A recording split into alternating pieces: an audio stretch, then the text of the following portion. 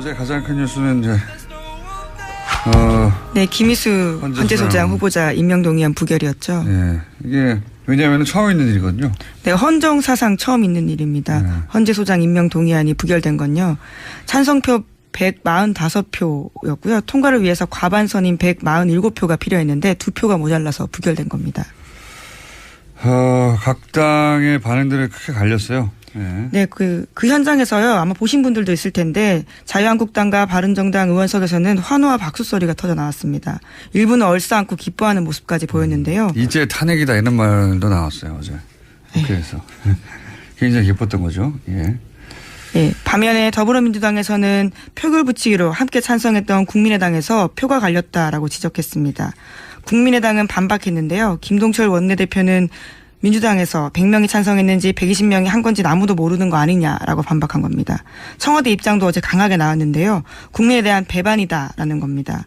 윤영찬 청와대 국민소통수석은 헌정 질서를 정치적으로 정략적으로 악용한 가장 나쁜 선례로 기록될 거다라고 이야기했습니다.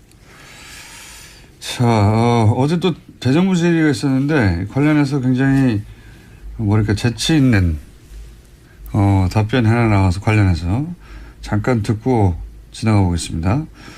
어제 이낙연 국무총리를 상대로 한 대정부 질의에서 국민의당의 황교안 의원이 질의하고 총리가 답변한 와중에 이 건을 끌어다가 답변한 대목이 있었어요. 잠깐 들어보시겠습니다.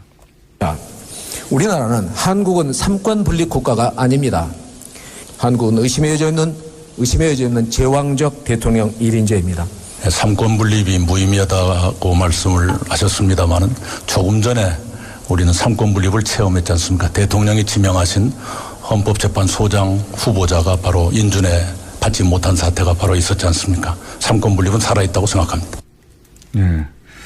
이게 아마 이제 문재인 대통령을 공격하기 위해서 황교안 의원이 이제 더불어민주당, 국민의당 황교안 의원이 예. 공격을 한 건데 이낙연 총리가 이제 바로 직전에 있었던 헌재소장 부결 봐라. 삼권 분립이 살아있다. 어제 이낙연 총리의 답변 중에 재밌는 게 많이 있습니다. 예. 한번 찾아보시고, 예. 저희도 재밌는 거는 따로, 골라서 들려드리겠습니다만은 사실은 어제 임명안이 아슬아슬하게 통과되는 게 국민의당의 가장 좋은 거였죠. 제가 보기에는 그래요. 어차피 한국당과 바른정당은 당론으로 반대를 정하고 있었고, 예, 그리고 민주당과 정의당은 통과를 주장하고 있었고, 국민의당 같은 경우에는 이 채택을 했거든요. 보고서를 벌써 오래전에 참여해가지고. 네, 이미 청문회가 한참 전에 있었기 때문에요. 그러니까요. 청문보고서 채택도 이전에 있었습니다. 이게 이제 아슬아슬하게 임명안이 통과되는 게 국민의당의 가장 캐스팅보는 국민의당이 지고 있었는데 좋다고 한 이유는 뭐냐면 그래야 여당이 역시 국민의당을 붙잡지 않으면 안 되는구나 이렇게 매달릴 것이고 국민의당의 이제 대협상력도 더 강화될 것이고 아슬아슬하게 통과돼야 가장 좋은 거죠 제가 보기엔. 근데 이제 부결이 돼버리면 이게 정무적 관점에서 보면 아주 당혹스러운 거죠. 책임론이 당장 불거지기 때문에. 왜냐하면 지난주부터 호남 홀대론을 국민의당에서 내세웠는데 이번에 최초의 호남 출신 헌재 소장이 후보로 나왔지 않습니까? 심지어는 이분이 박지원 전 대표가 헌법재판관 추천한 사람이에요. 그래서 어제 유구무원이라는 반응을 보였습니다. 그러니까 본인이 추천한 사람인데 이 당에서 버린 거죠. 예. 호남 홀대론을 주장하는 당에서. 더더욱 나쁜 거는 거기까지는 그렇다고 쳐도 더더욱 나빴던 거는 안철수 대표가 우리가 국회 결정권을 가진 거다 라면서 이제 그 결과를 자랑스러워 해버렸잖아요. 예, 부결된 다음에 한 이야기인데 국민의당이 20대 국회에서 결정권 갖고 있는 정당이라고 이야기했습니다. 이거는 일종의 정치적 자해거든요. 왜냐하면 지금 호남을 베이스로 한 국민의당으로서는 당황스러워해야 한다. 박지원 전 대표가 바로 추천한 사람이다. 게다가 호남 홀대론 얘기하고 있었다. 근데 호남 출신의 헌정수장이다. 최초에. 근데 국민당이 부결시켰어요. 이러면은 당황스러워야 한단 말이죠. 예. 당황스러워해야 하는데 이제 이걸 자랑해버린 거죠. 이거는 제가 보기에는 물론 국민의당의 공식 입장은 자신들이 부결시킨 건 아니다라고 하고 있는데. 무기명이니까요. 예. 누가 부결시킵니까 여기서. 찬성과 부결할 정당은 이미 정해져 있었고 국민의당만 의원 자율투표를 했습니다. 의원 자율투표를 했으니까요. 네. 이건 제가 보기에는 매우 안 좋은 결과인데 이걸 좋아해버린 자체가 기본적으로 정무적 판단을 못했다는 것이고 그건 결국 제가 보기엔 큰 정치적 자해라고 봅니다. 보수 야당들도 제가 보기엔 박수 치고 좋아할 일이 아닌 것이 이 여의도에서 자기들끼리만 얘기하면 사실 뭐 여야 할 것 없이 정치인들의 전형적인 한계이긴 한데 자기들끼리 좋아한 거 이겼다고. 근데 제가 보기엔 이건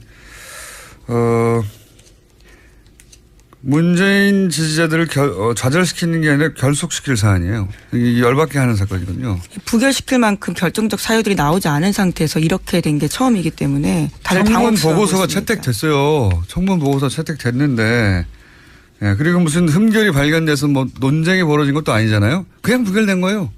그냥 아무 이유 없이 사실은. 예, 보수 야당에서야 오히려 이유가 있어요. 진보적이다 뭐 등등. 자, 대단한 제가 보기에는 자살골이라고 보는데. 자, 여기까지 하고요. 나머지 뉴스 진행해 보죠. 충격파가 좀 너무 크다는 거예요. 문제는. 처음 있는 그것 때문에 언론들이 설레발치는 게 예. 저는 더 꼴보기 싫은 거예요. 예. 뭐 정치적인 내상을 입게 됐다, 타격을 입게 됐다. 예. 뭐 이런 부분들이 일반적으로 전파가 되면 뭔가 위기의식을 느끼는데 그 위기의식이 제가 말씀드렸습니다만 국민들한테 다시 단결하게 만드는 효과로 작용할지 아니면은 지지율 하락으로 이어질지는 모르는 거예요. 그러니까 초반 이런 상황이 났을 때 어떤 프레임을 잡느냐가 진짜 중요합니다. 그래서 방송하는 오늘 낮에 속보성을 올린 것도 그런 이유 때문이에요. 동요하고 있는데 동요하지 마. 별거 아니야라고 이야기를 해주는 것이 굉장히 중요한 부분 중에 하나라는 것이죠. 참 이번에 벌어진 이 김희수 헌재소장 임명 동의안 부결에 따라서 가장 강하게 그 국민의당이 계속 지금 딴지를 걸고 왔던 호남홀대론 이게 이제 이 프레임이 이제 날아갔죠. 국민의당에서는 더 이상 호남홀대론을 이야기할 수 있는 근거가 없어져 버렸어요. 호남 사람을 내치는 걸 자기들이 찬성했기 때문에 더 이상 호남홀대론 내뱉을 수가 없고 사실 이 국민의당 이 사람들 보면 박지원계라고 할 수 있는 호남 의원들은 그나마도 좀 찬성 쪽으로 많이 간 것 같기는 해요. 인원 숫자의 비율로 보고 안철수의 발언을 보면 그래서 반반 정도가 나눠진 것 같은데 호남의 그 SOC 예산을 갖고 요즘은 새로 이제 호남홀대론 얘기를 하잖아요. 이제 그런 게 발언할 수 있는 어떤 근거도 이제 사라져버렸다. 더 이상 그 국민의당 국회의원들이 무엇을 갖고 본인들의 정치 생명을 늘려나갈 수 있을지 참 궁금합니다. 속보로 나간 이야기에도 그 방송에도 그런 이야기를 했지만 이제 모든 화살이 이런 거 있잖아요. 원래 자유한국당이나 바른정당 놈들은 반대할 거였으니까 사실 기대심리는 없는 거예요. 근데 정파 이런 걸 떠나서 최소한 김희수라고 하는 가치 자기들 스스로가 김희수를 반대했다는 것은 나는 이제 더 이상 보수와 그러니까 보수와 진보로 나뉜 어떤 대한민국 정치 지형에서 나는 더 이상 진보 쪽 안 할래와 다를 바 없는 거거든요. 여러분들이 지금 용어를 헷갈리실 수 있을 것 같아서 말씀드리는데 문재인 대통령은 진보 진영이 배출한 대통령이라고 보시면 되죠. 물론 한국은 이제 좀 어중간하게 앞에 예. 민주라는 걸 붙이죠. 민주 진보 진영. 그러니까 보수와 진보로 나뉘는 어떤 물론 그쪽도 보수라고 보기엔 좀 너무 어려워서 우리는 보통 수구라든지 이렇게 부르지만 어쨌건 진보 진영, 민주 진보 진영이 아님을 스스로 인정한 것이다. 그렇게 되면 이제 당이라고 하는 게 이제 서로 간에 어떤 논란에 휩싸이기 시작하면 그렇지 않아도 안철수 대표가 당대표 출마하는 것도 시기상조였고 그래서 뭐 자기 지지율을 올려보겠다고 출마해서 당선됐지만 여론조사 해보니 여전히 꼴찌예요. 4점 몇 프로밖에 안 나옵니다. 그러니까 일단은 당장은 안 오르더라도 지지율을 올려야 되는 측면에서 안철수의 전략이라고 하는 게 그래요. 문재인 정부에게 정권에게 이럴 땐 정권이라는 표현이 정확할 거예요. 자기들이 봤을 때는 정권에게 타격을 입히긴 했어요. 어찌됐건 모든 책임은 권력을 가진 사람들이 있는 거니까 그래서 부결이 됐단 말이에요. 그러면 왜 그 다음을 생각 못하느냐는 거지. 그래서 어디서 어떤 지지층을 끌어올 건데 최소한 보수의 피를 가지고 있는 사람인데 자유한국당은 뭐 정우택이를 보나 홍준표를 보나 찍기는 싫은 사람이 있을 수는 있겠지. 흔히 말해서 이제 진짜 안철수가 추구하는 극중주의 그쪽에 있는 일반적인 보수의 사람들이 그래도 국민의당이 폭주하는 문재인 정부를 잘 견제해서 이게 안 됐다라고 생각하는 사람들이 일부 있을 수 있겠죠. 그런 사람들을 목적으로 하는 그런 사람들한테는 국민의당이 잘했네라고 보일 수 있을 것 같아요. 근데 그것은 정말 소수고 나머지 사람들은 결정적으로 국민의당을 최소한 민주 진보 진영에서는 버리는 효과를 저는 가져올 거라고 봐요. 김희수 헌재소장 후보자가 정말 이쪽에서도 논란이 큰 사람이었냐? 그건 사실 아니거든요. 우리가 바라던 사람이에요. 김명수 대법원장 후보자처럼 문재인 대통령이 한 여러 가지 인사들 중에 박성진도 있지만 김희수나 김명수 이런 인사는 엄청나게 잘하는 인사거든요. 우리가 바랬던 완전히 극진보 쪽인 사람들도 찬성할 수밖에 없는 인물이에요.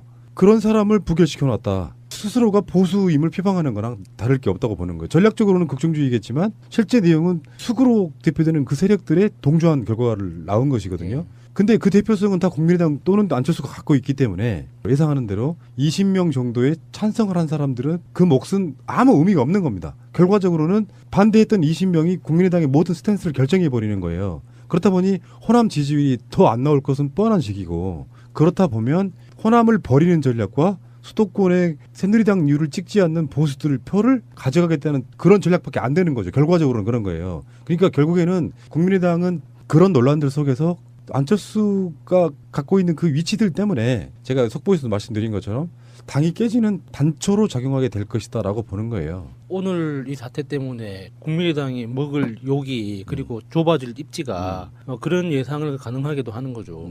특히나 앞으로 김명수 대법원장 후보 인준 이거에 대해서도 동의 절차도 남았는데 자유한국당이 느끼는 감정적인 거부감에 있어서는 김희수 후보자보다 훨씬 더 클 거예요. 김명수 후보자가. 어쩌면. 예. 거기에서 국민의당이 또 어떤 스탠스를 가지고 나오는지 지켜보는 것도 볼만할 거죠, 그게. 그러니까 뭐 우리는 애써 괜찮아라고 태연해 하고 있지만 이런 사건이 한번 나면은 그 청와대 입장에서도 보듯이 사실 좀 휘청하는 게 있어요. 충격을 먹는 거지. 네. 그 충격이 부디 좋은 쪽으로 이어졌으면 하는 바람이고요. 자, 트윗 한번 볼까요? 지금 트윗은 거의 뭐 폭발 직전인 것 같습니다. 예, 장난 아니에요, 진짜. 어제 저녁에 올라왔던 트윗부터 하나 읽어드릴게요. 시크릿님의 트윗입니다. 뽀뽀했으니 결혼해야 할 텐데 법이 문제네. 빨랑 김희수 헌재소장 임명해서 아름다운 사랑 나누세요. 누구 뽀뽀한 건지 이야기하는 건지 아시겠죠? 다른 정당의 그 유승민과 김무성이 술자리에서 뽀뽀한 장면이. 근데 좀 너무 더럽게 했더라고요. 자기 기억하려면 좀 깔끔하게 하지. 좀 드라이하게 좀 이렇게 쪽 해도 되는데 그렇게 왠지 혀가 들어갔을 것 같은 느낌에 그렇게 어우 너무 싫어 진짜. 그래서 네. 어떤 분이 그러더라고요. 안희정 지사도 했냐 이런 거 있잖아요. 근데 안희정 지사는 보례할 거예요. 그렇죠. 김무성과 있으면은 입으로 했어요. 더럽게 진짜. 아이씨. 아무리 술자리였다고 해도 그러면 안 돼요. 그리고 폭발하는 트위터 하나 더 읽어드리겠습니다. BS5101님의 트윗인데요. 우리 김희수 헌재소장 후보자님을 떨어뜨리고 결정권 운운하는 안철수 악당들을 보면서 간만에 눈에서 피 터진다. 너무 분해. 너무 억울해. 니들이 어떻게 이럴 수 있어. 정신 차려 안철수. 결정권은 다 우리 국민에게 있다고. 국민의당 절대 용서치 않아. 그 제보 조작 사건 같은 그 폐악들을 했어도 그래도 뿌리가 같으니 쟤네들은 결정적인 순간에 도와주고 있어라는 나름대로 믿음이 있었거든요. 그 환상이 완전히 벗겨지는 결정적인 사건이 된 게 아닌가 싶어요. 네. 그럼 마차님이 읽어주셨던 분위기랑 약간 비슷한 건데 아드바님이 안철수가 이렇게 이야기했죠. 김희수 부결 우리가 20대 국회 결정권 가졌다 이런 이제 제목으로 링크가 되게 많이 돌아다녔잖아요. 거기에 멘트를 붙여주신 게 미친 그냥 존재감을 과시했다고 그래라 돌 플러스 아이 같은 놈. 굉장히 정확한 표현이죠. 존재감 과시하는 거 아니라고 굳이 또 자기가 코멘트를 달았어요. 안철수가 스스로. 찔렸던 모양이지. 네, 내가 이렇게 이야기했지만 존재감을 과시하는 건 아니야라고 네. 이렇게 굳이 달았었는데 너무 유치해서 뭐라고 해야 될지 모르겠어요. 진짜. 그러니까 자유한국당은 얼싸안고 환호하는 건 맞는데요. 국민의당 국회의원들은 속으로 이런 생각했을 거예요. 오이씨. 그러니까 왜 그런 너무 많이 거 있잖아. 나왔는데. 자기들한테 유리하게 작용할 리가 없다는 걸 너무나 잘 알거든요. 근데 노란 바람개비님의 트윗 보면은 김희수 헌법소장 부결시키고 국당 환호와 박수치고 좋아했다. 부결 끝나자 안철수 김희수 부결 우리가 20대 국회 결정권 가졌다. 국당 책임론 제기되니까 안철수 민주당 의원도 포기를 불참했다. 저 새끼 또 조작에 거짓말한다. 민주당은 국무위원도 모두 참석했대요. 이번 표결에 100% 참석한 거예요. 예, 가장 좋은 거였죠. 제가 보기에는 그래요. 어차피 한국당과 바른정당은 당론으로 반대를 정하고 있었고, 예, 그리고 민주당과 정의당은 통과를 주장하고 있었고, 국민의당 같은 경우에는 이 채택을 했거든요. 보고서를 벌써 오래전에 참여해가지고. 네, 이미 청문회가 한참 전에 있었기 때문에요. 그러니까요. 청문보고서 채택도 이전에 있었습니다. 이게 이제 아슬아슬하게 임명안이 통과되는 게 국민의당의 가장 캐스팅보는 국민의당이 지고 있었는데, 좋다고 한 이유는 뭐냐면, 그래야 여당이 역시 국민의당을 붙잡지 않으면 안 되는구나 이렇게 매달릴 것이고, 국민의당의 이제 대협상력도 더 강화될 것이고, 아슬아슬하게 통과돼야 가장 좋은 거죠, 제가 보기엔. 근데 이제 부결이 돼버리면, 어제 가장 큰 뉴스는 이제 네, 김희수 헌재소장 후보자 임명 동의안 부결이었죠. 네, 이게 왜냐하면 처음 있는 일이거든요. 네, 헌정 사상 처음 있는 일입니다. 네. 헌재소장 임명 동의안이 부결된 건요.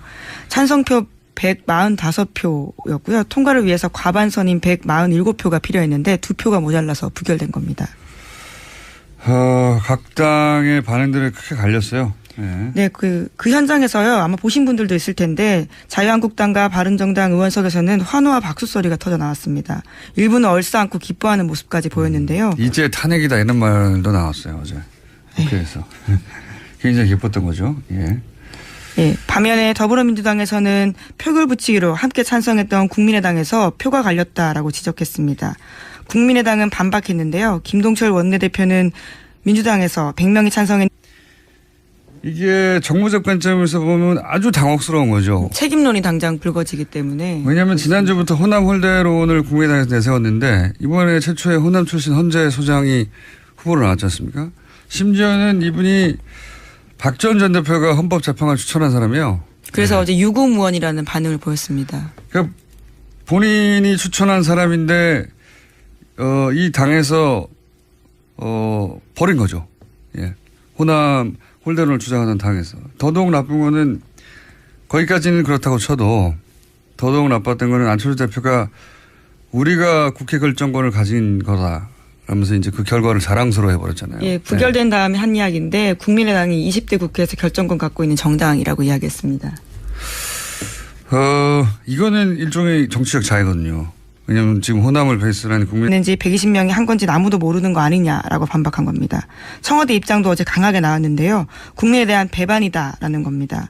윤영찬 청와대 국민소통수석은 헌정 질서를 정치적으로 정략적으로 악용한 가장 나쁜 선례로 기록될 거다라고 이야기했습니다. 자, 어제 또 대정부 질의가 있었는데 관련해서 굉장히 뭐랄까 재치 있는 답변이 하나 나와서 관련해서 잠깐 듣고 지나가 보겠습니다. 어제 이낙연 국무총리를 상대로 한 대정부 질의에서 국민의당의 황교안 의원이 질의하고 총리가 답변한 과정에 이 건을 끌어다가 답변한 대목이 있었어요. 잠깐 들어보시겠습니다. 우리나라는 한국은 삼권 분립 국가가 아닙니다. 한국은 의심해져 있는 제왕적 대통령 1인제입니다. 삼권 분립이 무의미하다고 말씀을 하셨습니다마는 조금 전에 우리는 삼권 분립을 체험했지 않습니까? 대통령이 지명하신 헌법재판소장 후보자가 바로 인준에 받지 못한 사태가 바로 있었지 않습니까? 삼권 분립은 살아있다고 생각합니다. 네. 이게 아마 이제 문재인 대통령을 공격하기 위해서 황교안 의원이 이제 더불어민주당, 국민의당 황교안 의원이 예. 공격을 한 건데 이낙연 총리가 이제 바로 직전에 있었던 헌재소장 부결 봐라. 삼권 분립이 살아있다. 어제 이낙연 총리의 답변 중에 재밌는 게 많이 있습니다. 예. 한번 찾아보시고, 예. 저희도 재밌는 거는 따로, 골라서 들려드리겠습니다만은 사실은 어제 임명안이 아슬아슬하게 통과되는 게 국민의당의